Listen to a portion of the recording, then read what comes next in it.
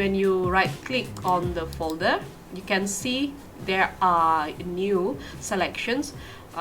You can add to archive here.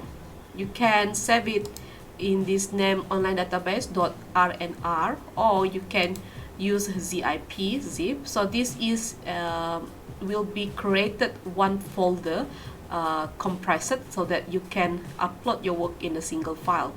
So in this single file will be other multiple file that you can upload it. Then when you have created that, you click OK.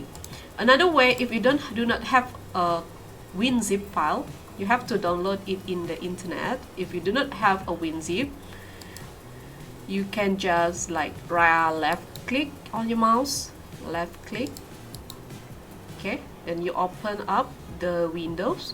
You can select to send to. You can see that when you are to, there are few selection will appear, and there will be a pair of items here, compress zip folder. So you will click this and still save. This is to compress a file, yeah.